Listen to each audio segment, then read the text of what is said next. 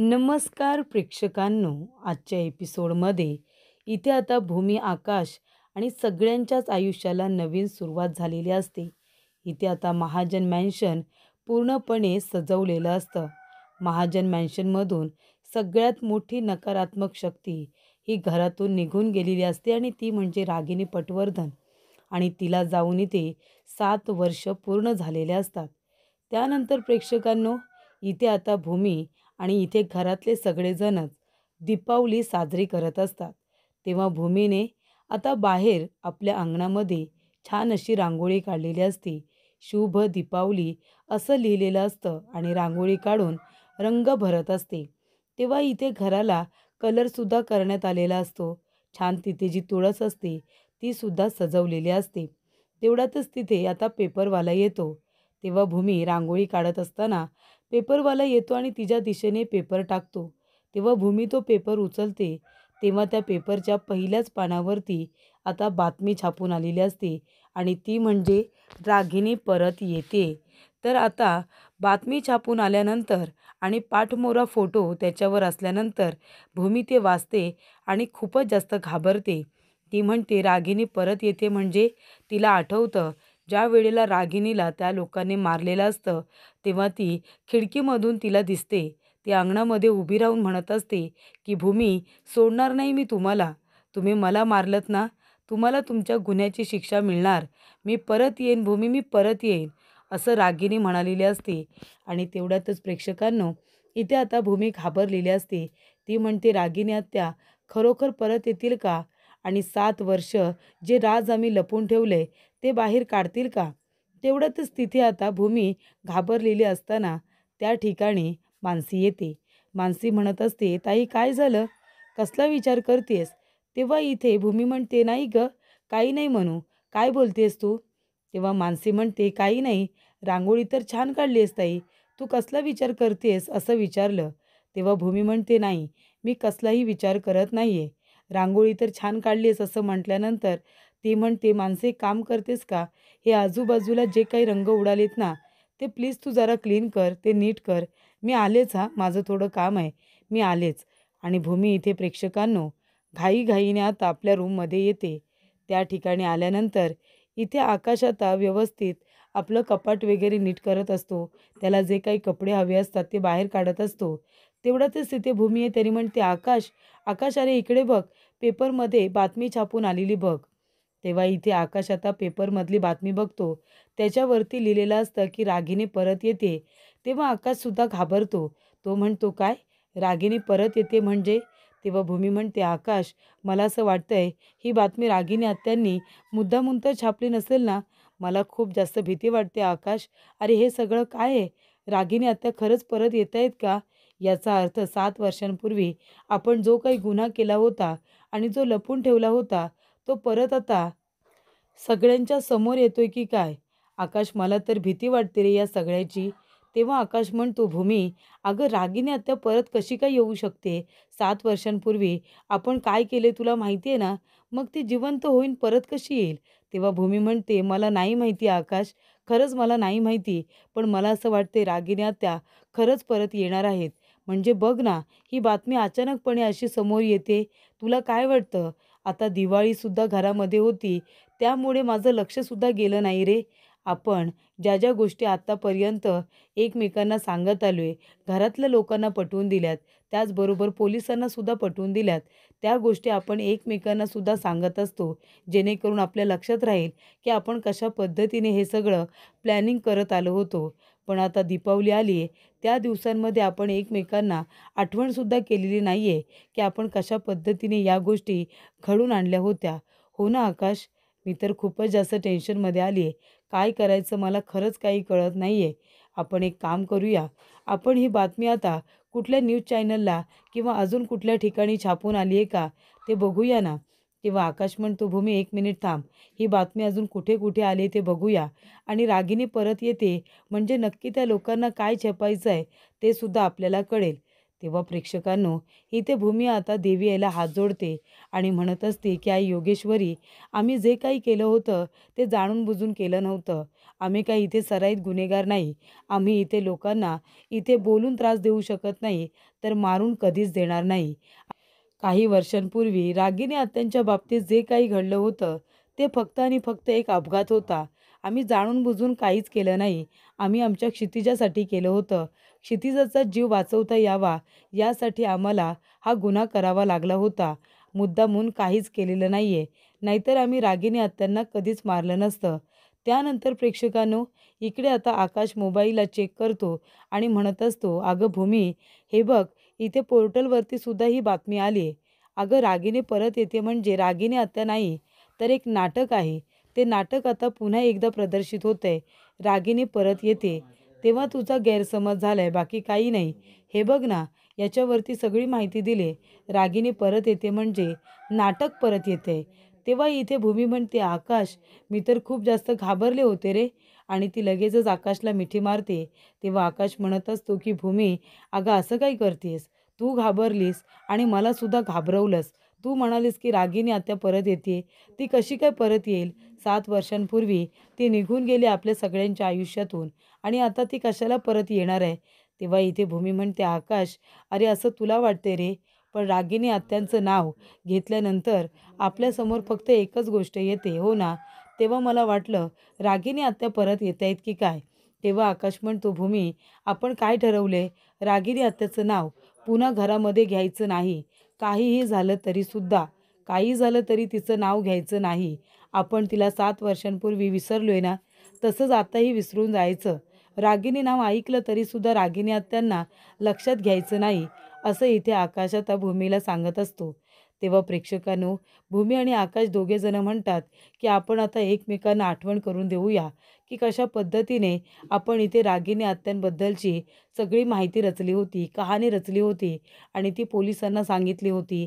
त्याचबरोबर घरातल्या लोकांना पटवून दिली होती. त्यामुळे आधी आपण एकमेकांना हे पटवून देऊया की आपण कशा पद्धतीने या गोष्टी जुळवून आणल्या होत्या.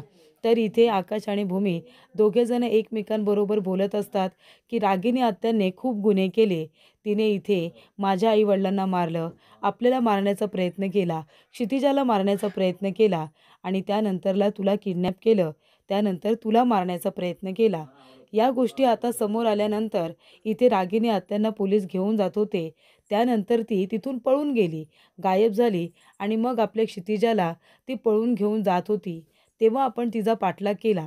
तिला आपण एका ठिकाणी गाठलं. ती आपल्या क्षितिजाला मारण्याचा प्रयत्न करत असतानाच तिथे रागिनी आत्याचा जीव गेला. तिला आपला जीव गमवावा लागला, कारण आपल्याला आपल्या मुलीला वाचवायचं होतं म्हणून. त्यानंतर मग आपण असा प्लॅन केला की आता रागिनी आत्याचा शोध थांबला पाहिजे. आपण सगळं पोलिसांना सांगायला गेलोच होतो, पण क्षितिजासाठी आपण काही सांगितलं नाही. पण आता पोलीससुद्धा इथे तिचा शोध थांबवलाय, कारण रागिनी आत्या लंडनला गेले असं आपण सांगितलं. मेघच्या मदतीने आपण सगळ्या गोष्टी जुळवून आणल्या. एका रिक्षावाल्याने रागिनी आत्याला एअरपोर्टपर्यंत सोडलं आणि ती सगळ्यांनी तिला बघितली आणि त्या एअरपोर्टमध्ये ज्या रिक्षावाल्याने तिला नेलं, त्या रिक्षावाल्याने साक्षीसुद्धा दिली आहे ना, की त्याने रागिनी पटवर्धन हिलाच तिथे आपल्या रिक्षातून सोडलं म्हणून. बरोबर की नाही? अशा सगळ्या गोष्टी आता आकाशभूमी दोघेजण 7 वर्षांपूर्वी त्यांनी जे काही प्लॅनिंग केलं होतं रागिनी बाबतीतचं, ते सगळं ते एकमेकांना सांगून आता आठवण करून देत असतात की अशा पद्धतीने आपण सगळ्या गोष्टी घडवून आणल्या होत्या आणि त्या सक्सेसफुली घडल्यासुद्धा. रागिनी आत्या आता इंग्लंडमध्ये आहेत. या गोष्टीवरती सगळ्यांचा विश्वास बसला आहे. कुणीही अविश्वास दाखवलेला नाही आहे आणि पोलिसांनी सुद्धा आता शोध हा थांबवलेला आहे. कारण का? तर इथे सगळ्यांना असं वाटतंय की त्या लंडनलाच गेलेल्या आहेत. त्यानंतर प्रेक्षकांनो, इथे आता एकमेकांना आठवण करून दिल्यानंतर आकाश म्हणतो, भूमी प्लीज, यापुढे आता रागिनी असं नाव ऐकल्यानंतर तू इतकी पॅनिक होऊ नकोस, घाबरू नकोस. तूही घाबरतेस आणि मलाही घाबरवलंस. तेव्हा भूमी म्हणते, नाही रे आकाश, अचानकपणे इतक्या वर्षानंतर इथे त्यांचं नाव समोर आलं आणि ती परत येते असं समजलं, तेव्हा मी घाबरले होते, बाकी काही नाही, असं आता भूमी म्हणत असते. तेव्हा भूमी म्हणते, बरं ते सगळं जाऊ दे, क्षितिजा कुठे आहे? क्षितिजा तयार झाली का? तेव्हा आकाश म्हणतो, हो, ती मगाशीच उठली अंघोळ वगैरे करून ती बाहेरच निघून गेली होती. मग आता कुठे गेले काय माहिती, खाली खेळत असेल ना. तेव्हा इथे भूमी म्हणते ठीक आहे, मी क्षितिजाला तयार करते आता आणि बघते कुठे गेले ते, तिला नाश्ता वगैरे पण द्यायचा आहे. तेव्हा इथे भूमी क्षितिजाला बघण्यासाठी खाली जात असते. क्षितिजा आता मोठी झाली आहे. 7 वर्षानंतरची ही स्टोरी आपण बघतोय. मग आता एवढ्या वर्षांमध्ये क्षितिजा छान मोठी झालेली आहे आणि ती आता स्वतः इकडे तिकडे जाऊ शकते. तेव्हा प्रेक्षकांनो, इथे आता भूमी तिला शोधण्यासाठी खाली येत असते. क्षितिजा, बाळा कुठे आहेस तू, अशी हाक मारत असते. तेवढ्यातच इथे भूमीचं लक्ष जातं तर पौर्णिमा इथे आई योगेश्वरीची पूजा करत असते. पौर्णिमा आता पूजा करत असताना ती शांतपणे पूजा करत असते. चेहऱ्यावरचे भाव तिचे तेच असतात जे 7 वर्षांपूर्वी असतात. ती कुणाशी काही बोलत नसते, काय नसते.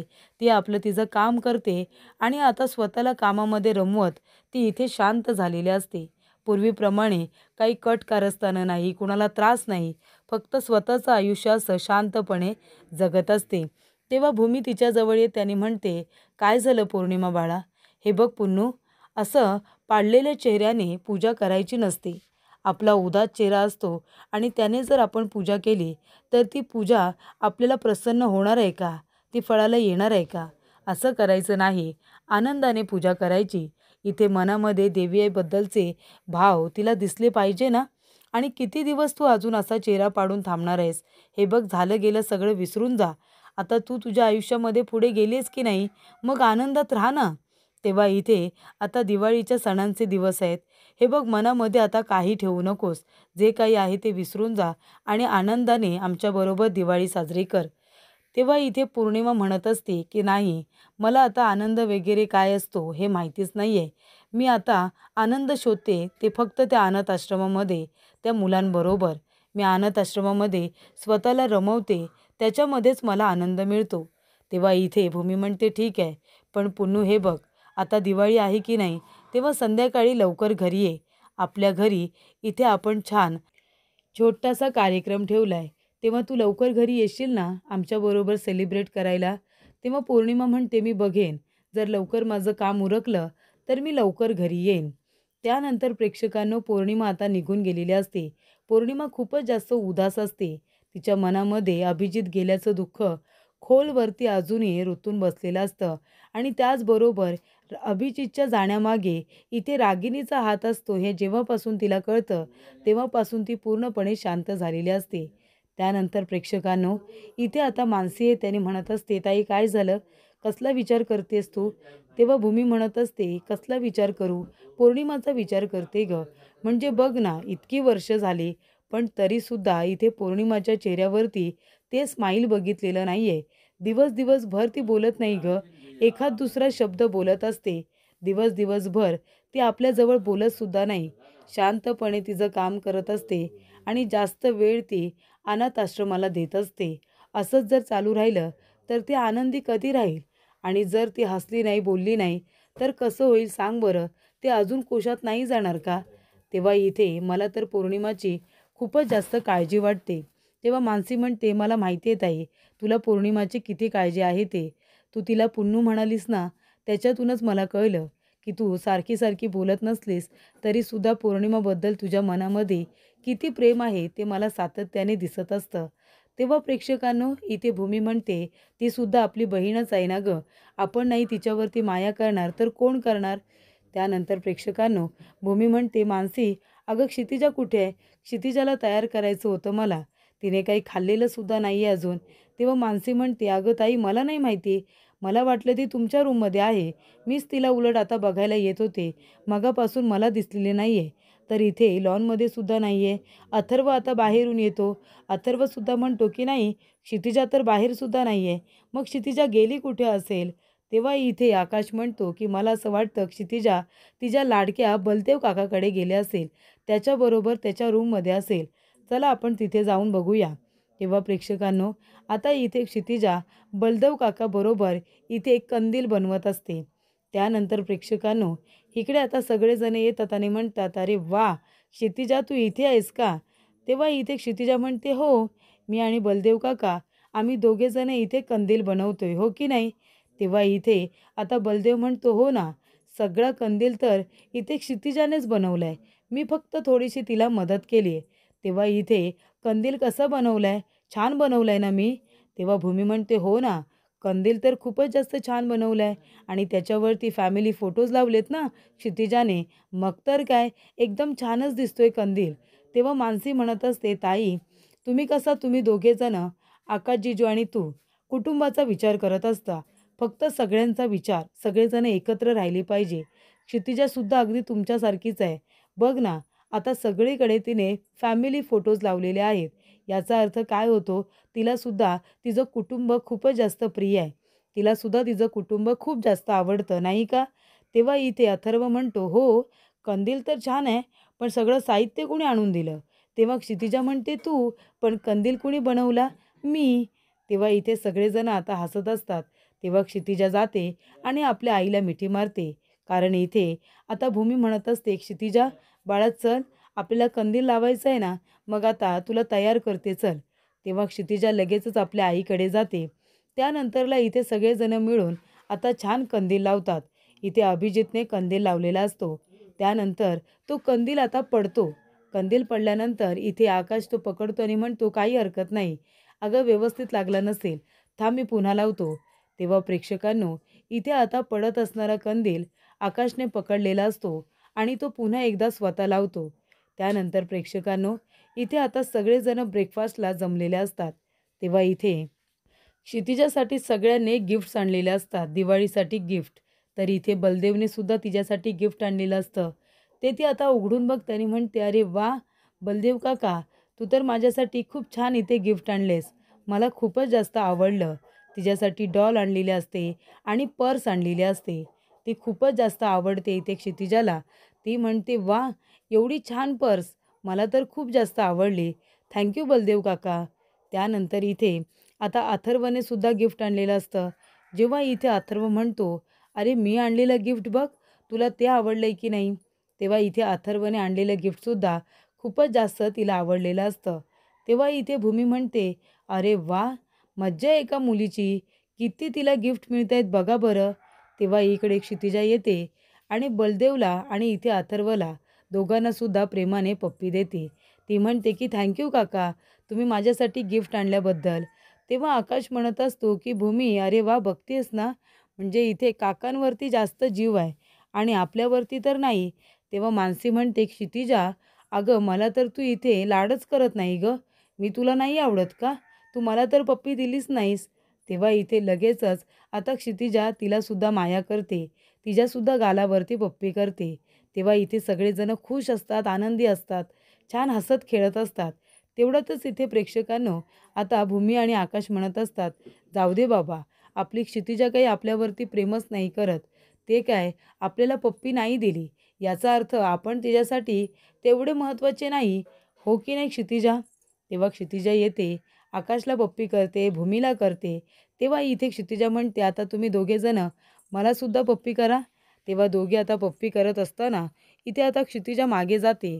तेव्हा आकाश आणि भूमी दोघेजणं एकमेकांना आता समोर असे येतात. तेव्हा दोघे एकमेकांकडे बघतच राहतात. त्यानंतर इथे सगळेजण त्यांच्याकडे बघून हसतात.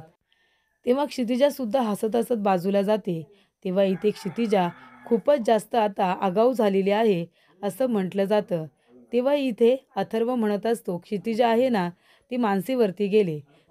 तेव्हा मानसी म्हणते, अच्छा, टोमणा मारायचा असेल तर माझ्याकडे येतोस. अथर्व, अरे आता मोठा हो, मोठा झालेस तू आता, मोठा झाल्यासारखं वाग. तो म्हणतो, अजिबात नाही. जोपर्यंत तू क्षितिजाच्या भावाचा विचार करत नाही ना, तोपर्यंत मी काही मोठा होणार नाही आहे. तेव्हा भूमी म्हणते, हो, अगदी बरोबर, अगदी बरोबर. आता तरी तुला इथे क्षितिजाच्या भावाचा विचार केलाच पाहिजे. तेव्हा इथे मानसी म्हणत असते, बरं चला चला, आता ब्रेकफास्ट करा बरं सगळ्यांनी. तेव्हा इथे सगळेजण हसत असतात आणि इथे आता अथर्वचं म्हणणं असतं की मानसीने सुद्धा आता बाळाचा विचार केला पाहिजे. त्यानंतर आपल्याला सगळ्यांना आता दिवाळीची इथे सगळी तयारी करायची आहे. त्याच्यामुळे ब्रेकफास्ट करून घ्या आणि बाकीची तयारी करूया, असं आता भूमी म्हणत असते. तर प्रेक्षकांनो, पुढील भागामध्ये इथे आता सगळेजण इथे छान दिवे वगैरे लावतात आणि हॅप्पी दिवाळी म्हणत आता एकमेकांना शुभेच्छा देतात. तेव्हा इथे क्षितिजाबरोबर मानसी, त्याचबरोबर अथर्व, बलदेव सगळेजण खुश असतात. तेवढ्यातच इथे भूमी म्हणत असते की 7 वर्षांपूर्वी रागिनी पटवर्धन नावाचं जे काही वादळ होतं, निगेटिव्हिटी होती, ती 7 वर्षांपूर्वी निघून गेली होती. आता फक्त या घरामध्ये आनंद आहे. आता पुन्हा ते सावट या घरावरती कधीच पडायला नको, असं भूमी म्हणत असते. तेवढ्यातच इथे पोलिसांच्या गाड्या येतात आणि तिथे IPS अपूर्वा आलेल्या असतात. आणि इन्स्पेक्टर अपूर्वा तिथे आल्यानंतर त्या विचारत असतात की आकाश आणि भूमी दोघेजण इथेच राहतात ना? तेव्हा भूमी आकाश तिच्याकडे बघायला लागतात.